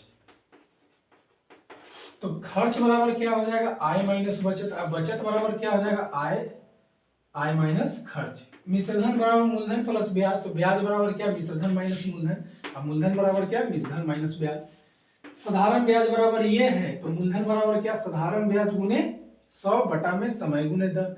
समय बराबर क्या, साधारण ब्याज गुने 100 बटा में मूलधन गुने दर। दर बराबर क्या, साधारण ब्याज गुने 100 बटा में मूलधन गुने समय। तो इसके साथ 4 फॉर्मूला आ गया कि नहीं आ गया। तो ये आपको समझ में आना चाहिए कि LHS में कोई अगर उधर जाएगा तो क्या होगा, इधर आएगा तो क्या होगा। तो हम इसको भी देख लेते हैं, LHS और RHS का पक्ष देख लेते हैं। अगर इधर जोड़ है तो इधर आकर के घटाओ, इधर घटाओ है, इधर आकर के जोड़, इधर भाग है, इधर आकर के गुना, और इधर गुना है, इधर आकर के भाग। यदि कोई संख्या रूट में है इधर, ठीक है, तो अगर ये इधर आएगा, मान लीजिए कि y है, रूट अंडर x बराबर y, देन x बराबर y स्क्वायर। जैसे रूट अंडर 64 बराबर 8, तो 64 बराबर क्या हो जाएगा 8 का स्क्वायर, तो 64 बराबर 8 का स्क्वायर 64, तभी तो LHS बराबर RHS होगा। तो ये क्या होगा, अगर रूट है इधर तो इधर जाकर के स्क्वायर बनाएगा, और यदि ये स्क्वायर है, ठीक है, एक्स स्क्वायर बराबर वाई, तो x equal to y root under होगा, ठीक है। तो ये हो गया।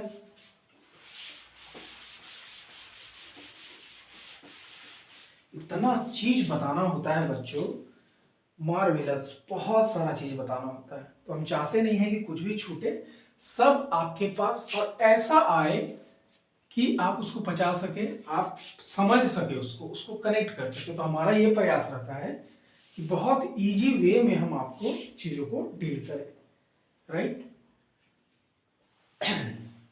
अब एक और थोड़ा बहुत जानकारी के लिए, मालूम है ये 5, तो 5 गुने 1 5, अब 5 डिवाइड बाई 1 इक्वल टू 5। तो अब इसको करेंगे तो 5 बराबर क्या 5/1, और ये 5 बराबर क्या 5 इंटू 1। तो किसी संख्या में 1 से भाग दीजिए या गुना कीजिए, वो संख्या खुद को रिपीट कर लेती है। मालूम है ये 5 को लिखा वास्तव में कैसे जाता है, तो ये 5x पे पावर 0, कोई भी संख्या इस फॉर्म में होती है, और इसी को हम लोग बोलते हैं बहुपद।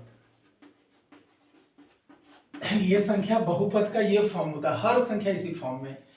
तो आप जानते हैं कि यदि किसी संख्या पे पावर 0 हो तो वो 1 के बराबर होती है। तो आप बोलोगे कि ये 1 आया कहाँ से, 0 का मतलब क्या है, तो कोई भी संख्या का मतलब होता है उसमें पावर 1, अगर ऐसे है तो मतलब होता है पावर 1, और ये संख्या को आगे कर लेंगे तो इस पॉलिनोमियल के फॉर्म में होता है हर संख्या। अब यदि 5 को हम 5 से डिवाइड करें तो हमारा आंसर कितना आता है 1। इसका मतलब हुआ कि 5 का पावर 1 है, यहाँ भी 5 का पावर 1 है, और 5 को का पावर 1 और आधार यदि सेम हो और भागा में हो तो पावर को घटाते हैं, तो 5 का 1 माइनस 1, तो 5 का पावर 0 हो गया। तो एक तो ये ऐसा कब बन पाया इस केस में, तो क्या हो गया 5 पे पावर 0 हुआ कि नहीं, जो कि 1 के बराबर। तो क्वेश्चन ग्रुप डी में दिया हुआ है √6 का पावर 0, तो इसका मतलब ये हुआ कि √6/√6 था, अभी तो इसका पावर यहाँ 1 रूट में है, इसका पावर अभी भी यहाँ पे 1 है, √6 x का पावर 0 अभी भी यहाँ पे है। तो जब हम 6 को निकालेंगे तब ये 1/2 होता है गुने 1, ऐसा तो आएगा यही सिंपली, लेकिन यहाँ पे पावर 1 तो ये गया √6 1 माइनस 1, ठीक है, √6 पे पावर, तो ये बना, काट दिया हमने तो 1 आ गया। तो किसी संख्या पे पावर 0 हो उसका वैल्यू 1 होता है, और क्यों होता है ये समझ में आ गया। और इसी को किसी भी संख्या को हम लोग 0 डिग्री पॉलिनोमियल भी बोलते हैं। हो सकता है कि क्वेश्चन आ जाए। और एक बात बता दे, पुष्पा, अल्लू अर्जुन, ये बड़ा फिल्म अभी वायरल है, ट्रेंड है इसका इंटरनेट पे। तो मालूम है ये एक है चंदन का लकड़ी, चंदन का तस्कर। तो चंदन का बॉटिनिकल नेम, इसका वानस्पतिक नाम क्या होता है याद रख लीजिएगा, बोलिएगा नहीं कि सर ने नहीं बताया था। और चंदन तस्कर से ही वीरप्पन जुड़ा हुआ है, तो उसका भी कुछ चीजों को देख लीजिएगा। और इस फिल्म में हीरो का नाम क्या था, कौन इसका डायरेक्टर था, ये सब भी देख लीजिएगा। मतलब इससे रिलेटेड जितना भी जीके बना सकते हैं देख लीजिएगा, एक आध क्वेश्चन आपको ग्रुप डी में दिख जाएगा 100%। क्योंकि जो चीजें आपके समाज में वायरल होती है या उनका प्रभाव समाज में पड़ता है, लिखा होता है कि हम उन घटनाओं के बारे में पूछेंगे जो आपके आसपास डेली घटित हो रही है, ठीक है। अब थोड़ा सा हम आपको बता दें कैलकुलेशन टेक्निक्स। अब थोड़ा सा बच्चों हम आपको कैलकुलेशन टिप्स देते हैं। दो अंक का संख्या को गुना करना है ABCD, ठीक है। जैसे छोटा संख्या रख सकते हैं 12 और 13 को, 2 ऊपर 2 नीचे। सामने सामने वाला को गुना कर लेंगे B गुने D, तिरछा तिरछा गुना कर लेंगे A गुने D और C को B से और जोड़ लेंगे और फिर लास्ट में A गुने C कर लेंगे। जैसे 3 दूना 6, सामने सामने 3 एका 3, 2 एका 2, दोनों को जोड़ लेंगे, 3 2 5, 1 एका 1 हो गया 27 और 93। मान लीजिए तो 7 या 21 का 1 हाथ में 2, 3 दूना 6 और 9 7 63, 6 69 और 2 71 का 1 हाथ में 7, सामने सामने 9 दूना 18, 18 7 25, ठीक है। ऐसा कर लेंगे 3 डिजिट का हो A B C D E F, 3 ऊपर 3 नीचे, राइट। क्या करेंगे C गुने F, इसको पकड़ लीजिएगा आप लोग, और जो भी 2 अंक में यदि आ जाए, जैसे यहाँ पे आया तो हमने कैरी किया था तो कैरी कर लीजिएगा। सामने सामने इनको B गुने F प्लस E गुने C, A गुने F प्लस D गुने C प्लस B गुने E, और 1 करेंगे, फिर 2 करेंगे, फिर 3 करेंगे, फिर 2 करेंगे। अब इन दोनों को, पहले इन दोनों को किया, फिर इन दोनों को किया, फिर इन तीनों को किया, अब इन दोनों को करेंगे A गुने E प्लस D गुने B और लास्ट में इन दोनों को, तो A गुने B, ठीक है। तो इस तरीके से आपको सिर्फ 2, 3 ऊपर 3 नीचे वाला ज्यादा सीखने की जरूरत नहीं है, जितना काम हो ज्ञान ही नहीं बनना है, एग्जाम पास करना है। अब इसी में आता है AX plus BX plus CX, इससे आगे भी हो जाए, माइनस माइनस में हो जाए, 1 प्लस हो 1 माइनस हो, 1 माइनस हो 1 प्लस हो, कुछ भी। तो यहाँ पे XX क्या दिख रहा है, कॉमन दिख रहा है, तो A plus B plus C, यदि माइनस माइनस में है तो यहाँ माइनस माइनस रख देंगे, यहाँ प्लस है यहाँ माइनस है तो यहाँ प्लस में, जैसे है वैसे कर लेंगे, ठीक है। इसका क्या फायदा होगा, जैसे मान लीजिए 125 जोड़ 250 जोड़ 375 जोड़ 500 जोड़ 625 जोड़ 750 जोड़ 875 बराबर 1। इतना बड़ा जोड़ है, क्या दिख रहा है 125 के टेबल में, तो आप लिख सकते हैं इसको AX यानी 125 गुने 1, इसको लिख सकते हैं 125 गुने 2, क्या दिख रहा है x कॉमन दिख रहा है, प्लस 125 गुने 3, 9 बार 7 बार तक है, तो आप इसको लिख सकते हैं 125, 1 plus 2 plus 3 plus 4 plus 5 plus 6 plus 7, सबको जोड़ लेंगे, 3 3 6 4 10 5 15, 15 6 का 7 28, तो 125 गुने 28 आप कर सकते हैं, 125 गुने 30 माइनस 2 28 हो जाएगा, 125 दिया कितना हो जाएगा 375, 1 जीरो हमने डाल दिया और माइनस 250 हमने घटा लिया, तो ये हो गया, ठीक है। तो कितना आसानी से हम लोग इसको तुरंत से, इसको बोलते हैं गुना के आधार पे या जोड़ के आधार पे हम लोग तुरंत से आंसर लेकर के आते हैं। दशमलव वाले में ऐसा होगा तो आसानी से बना सकते हैं, राइट। कॉमन लेकर के ऐसा करके बना सकते हैं, तो ये कॉमन लेने का एक तरीका था। एक और होता है ए स्क्वायर माइनस बी स्क्वायर, जानते हैं बहुत इंपॉर्टेंट है, वेरी इंपॉर्टेंट। इसको लिखते हैं ए प्लस बी इंटू ए माइनस बी। अब इसको छितरा करके लिख देगा, जैसे मान लीजिए 2.5 प्लस 1.5 गुने 2.5 माइनस 1.5, ऐसा इन्होंने लिख दिया। तो क्या लग रहा है ए प्लस बी इंटू ए माइनस बी, इसका आंसर क्या हो जाएगा। तो सिंपली या इसको इस तरीके से लिख देगा 2.005 का स्क्वायर माइनस 0.995 का स्क्वायर इक्वल टू व्हाट। अब देखिए a square minus b square, तो इस तरीके से जोड़िएगा तो आसान हो जाएगा। 005 प्लस 0.995 ए प्लस बी और गुणे a माइनस बी 0.005 माइनस 0.995। ठीक है, अब इन दोनों को जब हम जोड़ दे रहे हैं तो ये हो जा रहा है 3, और इनमें से जब हम घटा देंगे तो ये हो जाएगा आई थिंक 1.10 हो जाएगा। अब क्या हो जाएगा 3.3। तो बहुत आसानी से आपका क्या हो जाएगा, यहाँ पे आंसर आ जाएगा। जिस फॉर्म में होगा उस फॉर्म में बना लेंगे।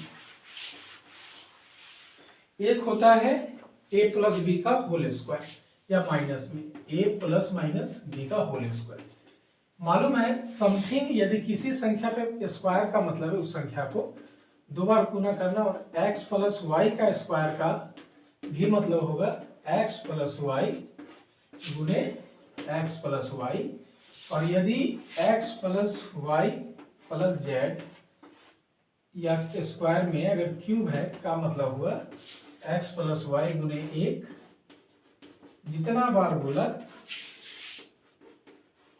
उतना बार गुना करते हैं। ठीक है, अब इसी को सिद्ध करके क्या आता है बच्चों, इसी को सिद्ध करके आता है a प्लस बी का होल स्क्वायर का मतलब होता है a plus b into a plus b, यानी दो बार गुना करेंगे। a को a से गुना करेंगे a स्क्वायर, प्लस का साइन है प्लस डाल देंगे, a को b से करेंगे a गुने b, b को a से करेंगे तो b या a b जो भी लिख दीजिए, b को b से करेंगे तो b स्क्वायर, a को a b तो a square a b 2ab plus b square हो गया। तो इसका बराबर ये होता है। दूसरा है a माइनस बी का होल स्क्वायर, मतलब a माइनस बी गुने a माइनस बी। ठीक है, a को a से गुना करेंगे a स्क्वायर, प्लस a को माइनस b से करेंगे तो minus a b, minus b को a से करेंगे प्लस a से तो माइनस ए बी, और माइनस b को माइनस b से तो b square, a square minus a b minus 2ab, 2 रुपया कट जा 2 रुपया कट जा तो 4 रुपया कट जा, तो माइनस माइनस इनको जोड़ेंगे साइन माइनस का रहेगा प्लस बी स्क्वायर। इसका फॉर्मूला ये हो गया। ठीक है, कैसे हुआ, कैसे आता है, जब हम लोग पढ़ेंगे एडवांस भी पढ़ेंगे, या एडवांस का संयोग मिला, समय मिला वीडियो बनाने का, तो उसमें तो और भी एडवांस अर्थमेटिक्स से बहुत आसान होता है, बहुत ही आसान, और ग्रुप डी के लिए तो और आसान होता है। अब हम इसके आधार पे देख ले तो कैसे रहेगा, जैसे 3.73 गुने 3.73,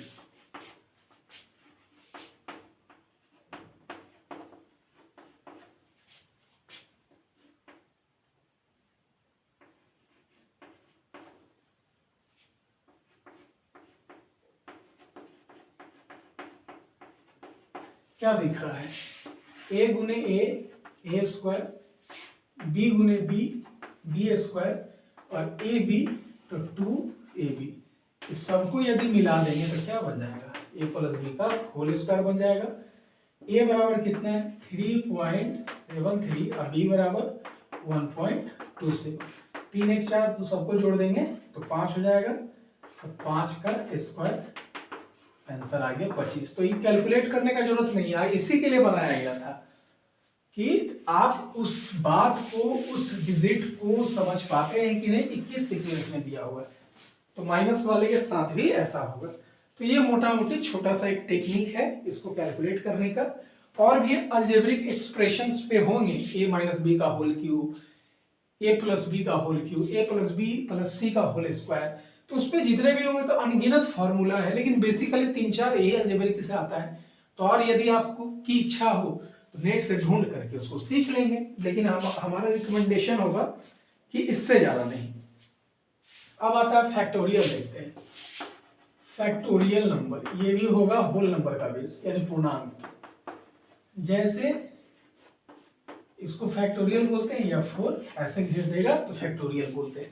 इसका मतलब होता है उस संख्या में इस तरीके से क्रमिक रूप से गुना करना। जैसे फैक्टोरियल 9 का मतलब होगा 9 गुने 8 गुने 7 गुने 6 गुने 5 ऐसे करके 1 तक, तो इसको बोलते हैं इस तरीके से। ठीक है, अब ये बताना क्यों जरूरी था, ग्रुप डी में क्वेश्चन पूछा है। क्वेश्चन है कि मानिए 6 भिन्न अंकों वाली ऐसी संख्याएं n है, मतलब बहुत सारा संख्या मिलकर के इन समूह का एक ग्रुप बना है जिसमें 6 भिन्न अंक है। कौन कौन अंक है? 2, 3, 4, 5, 6 और 7। 2, 3, 4, 5, 6, 7, 6 अलग अलग अंक है और इनसे n ऐसा संख्या, इतना संख्या बनाया गया, n मतलब 100, 200 कुछ भी हो सकता है, कि संख्या में कोई अंक दोहराया नहीं गया, यानी हमेशा हम 6 अंक का संख्या बनाएंगे। तो 1, 2, 3, 4, 5, 6, टोटल अंक कितना है? 6। तो इनसे कुल संख्या बनेगी फैक्टोरियल 6 के बराबर। ठीक, लेकिन कंडीशन डाल दिया कि जो भी संख्या हो, 6 अंकों की संख्या हो, कोई अंक रिपीट ना हो और ऐसा संख्या बनाना है कि जो कि 8 से डिवाइड हो। तो 8 से डिवाइड के लिए हम ये बात जानते हैं कि जो भी संख्या बनाएंगे उसके लास्ट में 3 अंक किससे विभाजित होना चाहिए? 8 से। तो यदि 8 से हमको विभाजित करना है, यदि हम 8 से विभाजित करेंगे तो क्या क्या बना सकते हैं? 24, 36, ऐसे करके नहीं, 36 नहीं, 4 से, सॉरी, ये 4 से डिवाइड करने के लिए तो हम बना सकते हैं 24 डिवाइड होगा, 36 होगा, 64 होगा, 56 होगा, 72 हो जाएगा। इस तरीके से करके हम यहां से लगभग 8 संख्या बना सकते हैं, राइट। हाँ, 76 हो सकता है, 64 हो गया हमारा, 52 हो सकता है, तो 1, 2, 3, 4, 5, 6, 7 और भी कोई संख्या छूट रहा है, 32 हो सकता है। यानी 4 से कटने वाला इतना संख्या हम बना सकते हैं। ठीक है, तो हम क्या करते हैं कि हमको संख्या बनाना है जिसके लास्ट में इतना अंक आए। ठीक है, तो हम 2 अंक ले लेते हैं, तो इसको हम बोल सकते हैं फैक्टोरियल 4 और यहाँ पे फैक्टोरियल 4 को टोटल 8 से गुना कर देंगे तो क्या हो जाएगा? हमारा आंसर आ जाएगा। अब हम आपको इसको समझा देते हैं। प्रश्न है कि 6 अलग अलग अंक दिया हुआ है, इसको बिना दोहराए आपको 6 अंकों की संख्याएं बनानी है, तो कितना संख्या बनेगा? तो फैक्टोरियल 6 के बराबर, यानी 6 गुने 5 गुने 4 गुने 3 गुने 2 गुने 1, 6 पचे 30, 120, 12 तिया 36, यानी लगभग 360 संख्या बनेगा। लेकिन 360 संख्या बनेगा तो कोई संख्या के लास्ट में 7 आएगा, कोई संख्या के लास्ट में ऐसा भी आएगा, 57 भी आएगा, मतलब ऐसे करके बनेगा। लेकिन उसने कहा कि इनसे 6 अंक का ऐसा संख्या बनाना है जो कि 4 से विभाजित हो। तो 4 से विभाजित होने के लिए इकाई और दहाई का अंक 4 से विभाजित होना चाहिए। तो इनको प्रयोग करते हुए 4 से विभाजित होने वाला टोटल 8 संख्या बन सकता है, 8 संख्या ही बन सकता है। तो जब अगर हम संख्या ले ले, जैसे हम लिखते हैं 24, तो 2 और 4 को हमने ले लिया, तो 5, 3, 7, 6 ऐसे करके हम लिख सकते हैं। तो ये यहाँ पे क्या है? इस 4 अंक को हम कितना बार लिख सकते हैं, कितने तरीके से लिख सकते हैं? तो इसको हम लिख सकते हैं फैक्टोरियल 4 के तरीके से, यानी 4 गुने 3 गुने 2। ठीक है, तो 4 तिया 12, 12 दूना 24, तो 24 तरीके से इस संख्या को लिखा जा सकता है। और 24 तरीके से हम इस 4 संख्या को लिखेंगे, हर संख्या में 24 जोड़ देंगे, मतलब लास्ट में 24 डाल देंगे। ठीक, तो ऐसा 24 तरीके से इसको लिख सकते हैं, राइट। अब जैसे ही यहाँ पे 76 डालेंगे तो फिर इस संख्या को 24 तरीके से लिख सकते हैं। तो ऐसा करके हम 8 को डालेंगे तो कितना हो जाएगा? ये तो हमेशा 24 रहेगा। 24 तरीके से हम जैसे भी इसको लिखे, लेकिन हमको यहाँ पे 2 डिजिट ऐसा डालना है जो 4 से विभाजित हो। तो एक हमारे पास हो गया क्या? फैक्टोरियल 8, और ऐसा हम 8 तरीके से लिख सकते हैं। तो फैक्टोरियल 8 नहीं, सीधे 8, इसको गुना कर लेंगे, हमारा आंसर आ जाएगा। अब क्वेश्चन आता है 1 से लेकर के 1000 के बीच 8 से कितनी संख्या विभाजित होगी? 1। 8 को छोड़ करके कितनी संख्या विभाजित होगी? 2। हो सकता है कि 3 अंक की कितनी संख्या 8 से विभाजित होगी? तो क्या करेंगे? 1000 को 8 से डिवाइड कर देंगे, कितना हो जाएगा, एक बार में 8 बच गया 2, 8 दूना 16 बच गया 4। ठीक है,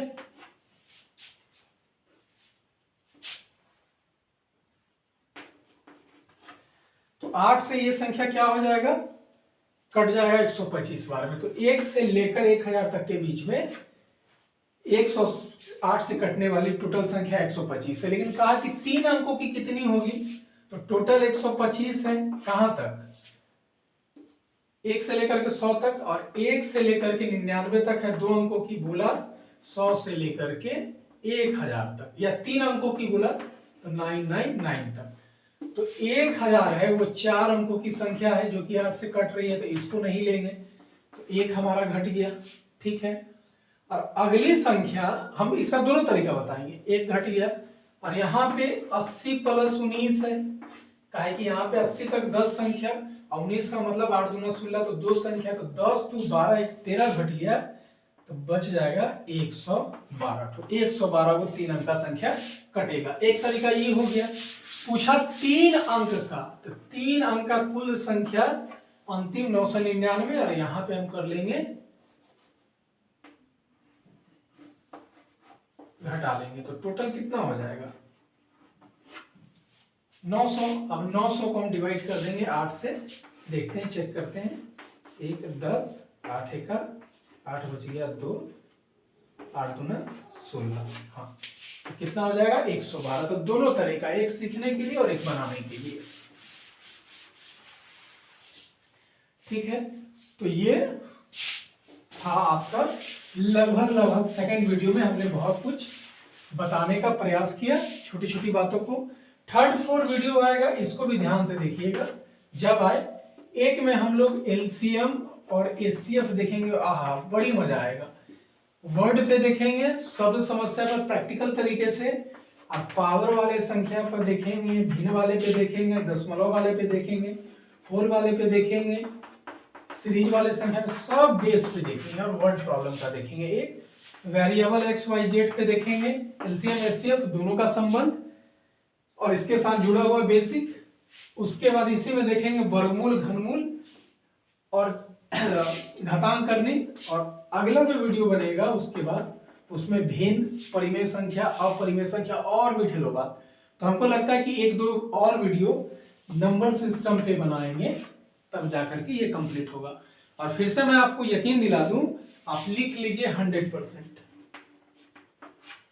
13 वर्षों का अनुभव है और बहुत सारे क्वेश्चन हमने देखे हैं, बहुत सारा हमने स्टडी किया है। उसके आधार पर मैं बोल रहा हूं कि आपको 7 से 10 क्वेश्चन ग्रुप डी में आपके इस जितने मैं लेक्चर क्लास ले रहा हूं, जो भी वीडियोस आ रहे हैं आपके लिए, उससे 7 से 10 क्वेश्चन आप लिख लीजिएगा। हो सकता है कि शब्द और डिजिट के साथ वो आपके एग्जाम में आ जाए। तो इसको अंडरएस्टिमेट मत कीजिए और खूब मन लगा करके पढ़िए। जो चीजें समझ में नहीं आ रही उसको एक बार 2 बार रिवाइज करके देखिए, उसका रेफरेंस गूगल पे ढूंढने का प्रयास कीजिए, क्वेश्चन बैंक में देखिए, प्रीवियस ईयर के क्वेश्चन पे देखिए, कोई आपके पास किताब है उसमें देखिए। तो कई तरीके से जहां नॉलेज आपका कम है वहां इसकी मदद से समझिए और उसको बढ़ाइए। तो आशा करता हूं कि आपको आज का भी क्लास बहुत अच्छा लगा होगा, आपने कुछ ना कुछ सीखा होगा। यदि ऐसा है तो प्लीज हमें प्रमोट करें, हमें सपोर्ट करें, अपने सभी ग्रुपों में हमारे इस चैनल को शेयर करें। आपकी कोई भी सुझाव, शिकायत, क्वेश्चन, क्वेरी हो कमेंट बॉक्स में लिख करके बता सकते हैं। बहुत बहुत शुभकामनाओं के साथ, धन्यवाद।